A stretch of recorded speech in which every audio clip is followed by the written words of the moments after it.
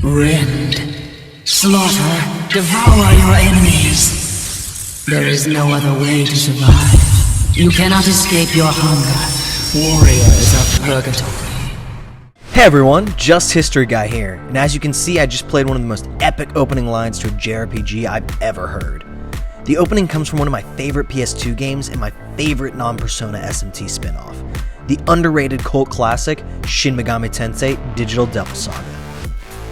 DDS, an often overlooked gem in the world of JRPGs, offers a captivating and mature story that delves deep into the human psyche.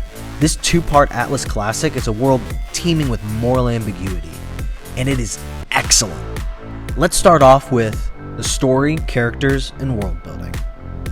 DDS unfolds in a desolate dystopian world called the Junkyard, where rival tribes battle for supremacy and the right to ascend to Nirvana. That's right, Nirvana.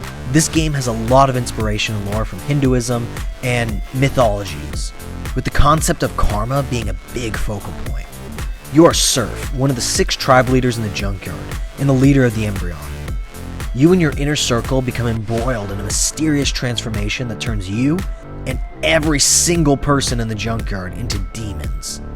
Or more accurately, part demon, with an insatiable hunger that can only be resolved by devouring the other inhabitants of the Junkyard.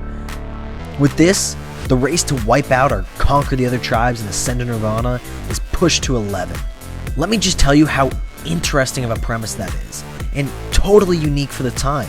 It's utterly fascinating to see. Not to sound too pretentious, but the narrative is a dark and philosophical journey that delves into themes of identity, morality, and the consequences of power.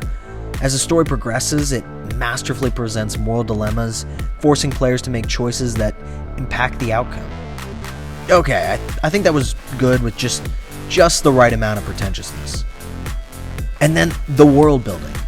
Though it's intricate, with a rich lore taken from its religious and mythological inspirations, with mysteries and lore that gradually become revealed, making you question what you think you know about this world and realizing a sad, dark truth as you explore the game's various locales and interact with its many fascinating characters.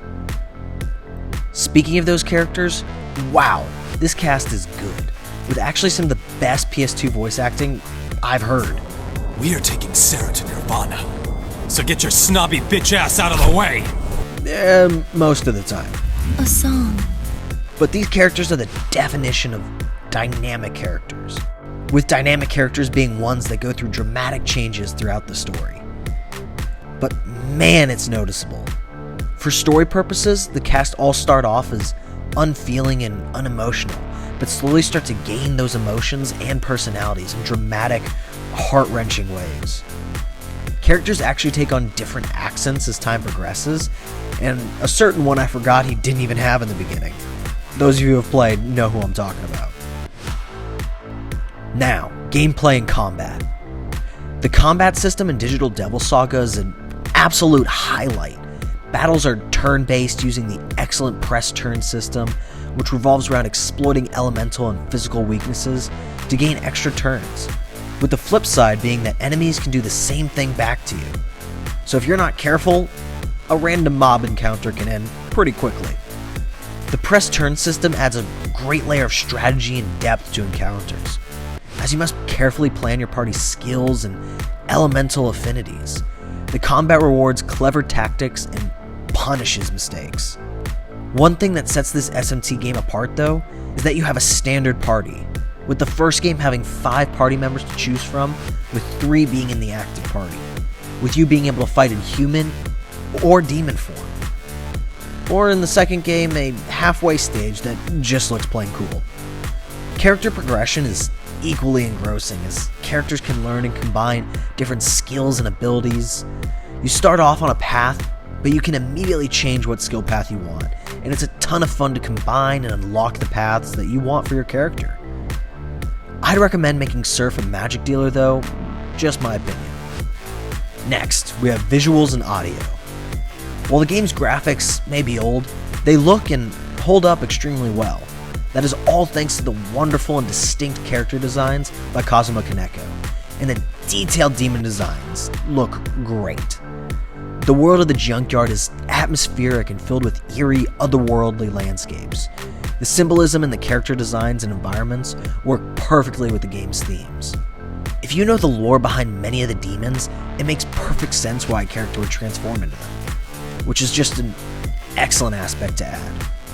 For the music, Shoji Megaro's soundtrack is auditory gold, with haunting melodies and hard-hitting tracks that perfectly complement the game's dark and mysterious atmosphere. But what do you expect? Megaro is the same guy who made the Persona themes, so you know you're getting some good stuff there. And again, the voice acting is some of the best I've heard in a PS2, and again, that's most of the time. It's still a PS2 game. To finish up though, Shin Megami Tensei Digital Devil Saga is a hidden gem and underrated classic for fans of mature and thought-provoking JRPGs. Its gripping story and complex characters and lore, combined with its excellent combat, make it an unforgettable gaming experience that you should experience. I give Digital Devil Saga a 9 out of 10. With that, please like and subscribe, share the video, because it really helps the channel and lets me see what you guys like to watch. Thank you, and have a great day.